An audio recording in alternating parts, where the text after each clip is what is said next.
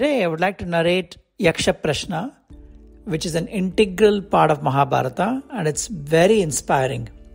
Every time I get into this, it gives me a different perspective.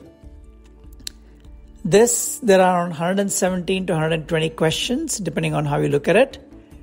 And there's a question and answer based dialogue between Yudhisthira and Yaksha on a mystical lake. Of late, I've been telling this to my children as well, and they simply love it. Pandavas, when they'll be during their Vanavas, an old Brahmin approaches them with a small wood in his hand.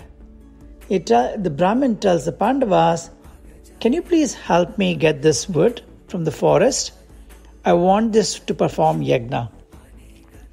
Pandavas, being the most helpful kings, they agreed to the Brahmin's request, and all the 5 brothers go down the forest searching for the wood. After a lot of hunt, they're still unable to find this wood in the forest. Then they start to get very, very thirsty, and they're looking for a place where they can drink some water. At that time, Nakula, being the most intelligent amongst the lot, climbs up the tree and he sees a mystical lake nearby. He tells his brothers he's going to go drink water and bring some for them as well. As Nakula goes near the water, a voice comes from there and asks Nakula to first answer the questions before he can drink any water.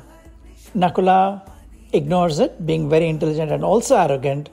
He feels that he can overpower that voice and drinks the water, and immediately he falls dead. Then Sahadeva starts looking for Nakula, and he follows the same route. Exactly the same thing happens, and Sahadeva falls dead. Same happens for Bhima and Arjuna. All of them have their own powers, but they're also very arrogant, and they drink the water and they fall dead. Yudhishthira now comes looking for his brothers. He sees all the 4 are dead, and he hears the same voice. He folds his hand to that voice and say, "Whoever you may be, you must be really, really powerful, because you killed my most strongest brothers in different skills. That means your power must be much more higher than them. Tell me, how can I satisfy you?" He's standing there very thirsty with all his 4 brothers dead, and trying to see what is the best thing he can do. This is how Yaksha Prashna begins. Actually, Yaksha Prashna, the way we should look at it, is a churning of knowledge between Yaksha and Yudhishthira. And there are such interesting questions here. Like one of the questions is, Yaksha asks Yudhishthira, what is death of a person and death of a Rashtra? For that, Yudhishthira answers, a death of a person is poverty, and the death of a Rashtra is Rajata, that is anarchy. Wherever you don't have a ruler, then that's the death of a state. And for a person, don't look at poverty only as poverty in terms of wealth. Poverty could be poverty of relationship, poverty of wealth, or poverty of your emotional well-being. It could be different kinds of poverty which will basically lead to the death of a human being. So these are the kind of questions which happens between Yudhishthira and Yaksha. So, and this one is also a great management lesson. It talks about relationships, it talks about human psychology and satisfaction. He's speaking about this when he's in great pain. His 4 brothers dead, very, very thirsty, and with an uncertain time, standing in front of Yaksha.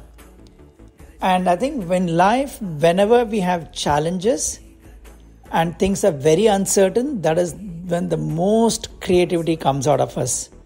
When everything is organized, then the creativity is literally dead. You don't get creative then.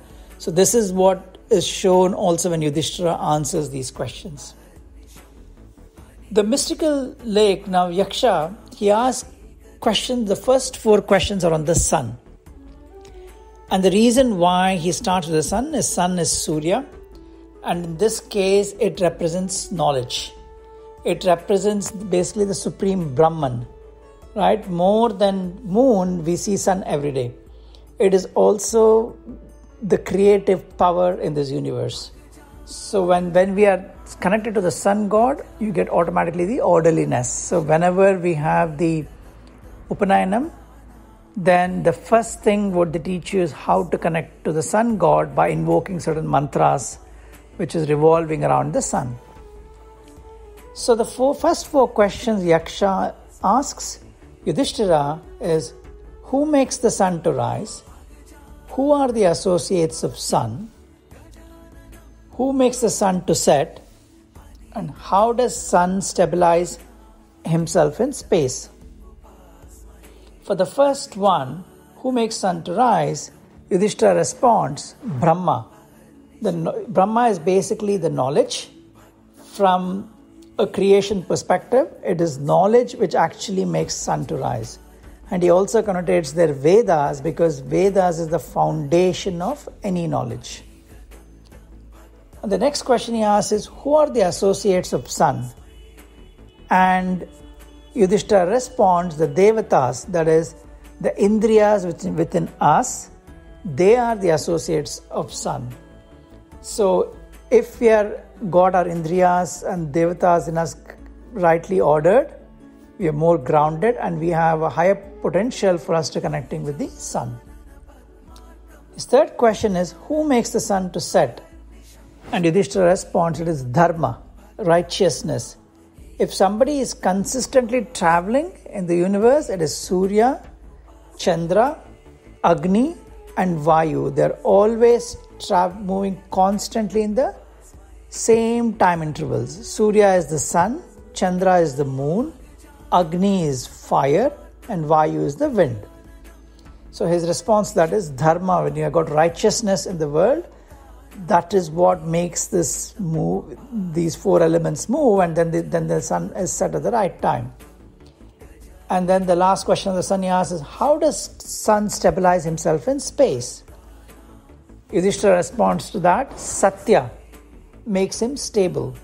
So knowledge without Satya is not stable. There are a lot of intelligent people, but if it is not grounded by Satya, then it will not take the right form which is needed from a long-term perspective or a longevity perspective. So Satya is the one which makes sun stable in space. It also makes us stable. When we have knowledge and we correlate or combine that with Satya, the truth, that is when you get the maximum benefit. So that is the perspective from which I took when Yudhishthira was responding to these 4 questions of the sun.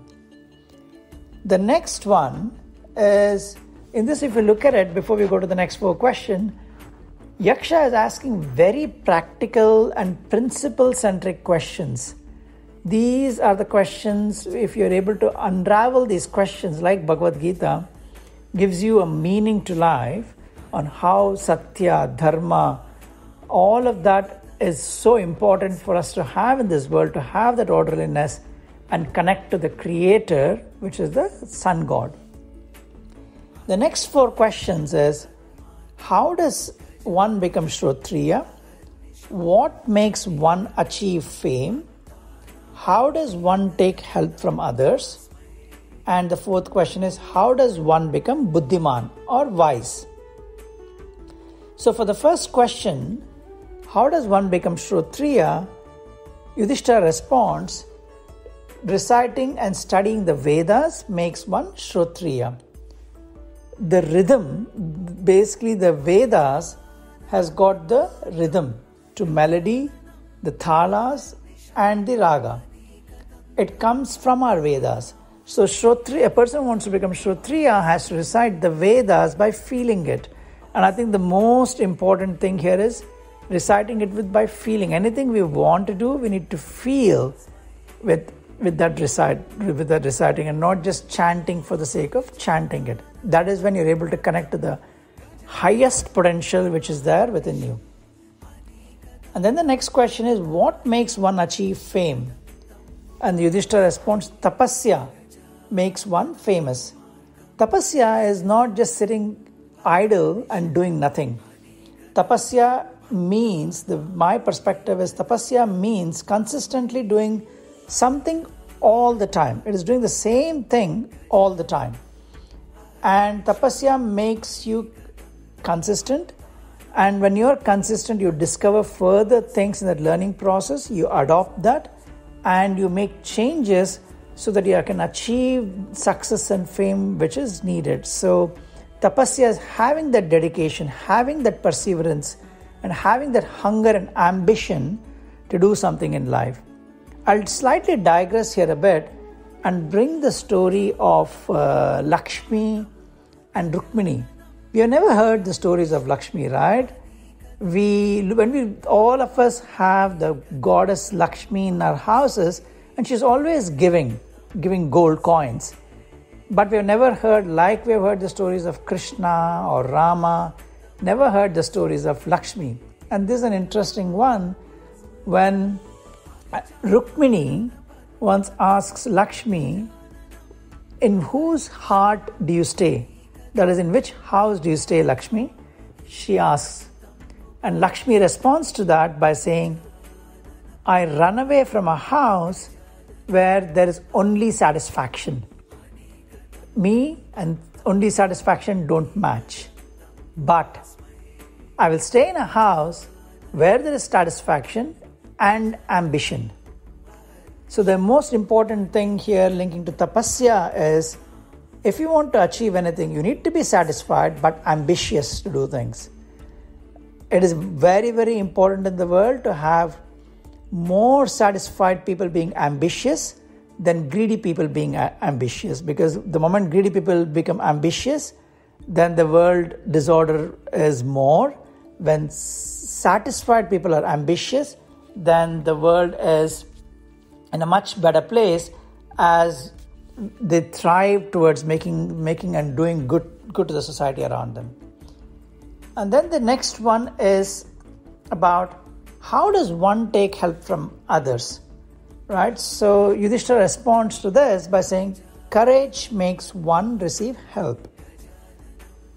This is what the way Yudhishthira comes across, and he says is prayas and prarthana together bring success. Prayas is your effort, your courage to do your effort, taking that step and doing things even if it is wrong. And prarthana is prayer. You pray and you pray and you pray to the ultimate universe who will bring these two things together. And that is when you get help from others. And there is basically in this world, if you're not able to do these two things, then the help doesn't just come by itself. So you need to have prayas and prarthana. So Yudhishthira's response is courage is very, very important. And the last question here is, how does one become buddhiman? So Yudhishthira responds to this by serving the vriddha, people become buddhiman. In this case, vriddha means not just old people. It is by serving wise old people. That is, when we are growing old, you need to become wise, and serving those wise people, you basically become buddhiman, is what Yudhishthira responds. So the way I read this is, there's a famous Sanskrit shloka, Sukasya moolam dharmam, dharmasya moolam artham, arthasya moola raja. So sukha is happiness. The root for happiness is dharma. Dharma is righteousness. Dharmasya moolam artham. So the root for righteousness is knowledge. Arthasya moola raja. So the root for knowledge is governance and structure for you to kind of imbibe that knowledge. And the foundation of raja is vinaya. And vinaya is not humility, not just being humble. Vinaya, the way I look at it, is your hunger and willingness to learn and being open to new ways of learning things and not being egoistic.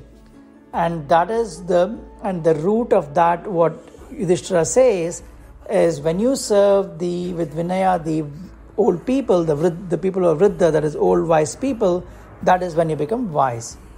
So I want to end this with this last piece of thing which I interpret from this is children today are very, very fortunate when they have their grandparents.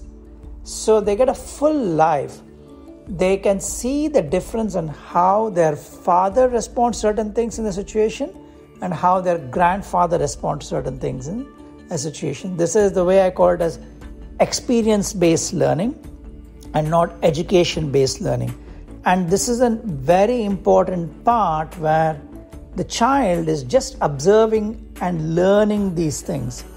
And it is making a huge difference to their life. And you cannot even explain and put it in words how this experience-based learning helps and connect the child when they have both the entities, the father and the grandfather, through which they're looking and learning based on these role models. So I hope you enjoyed this podcast.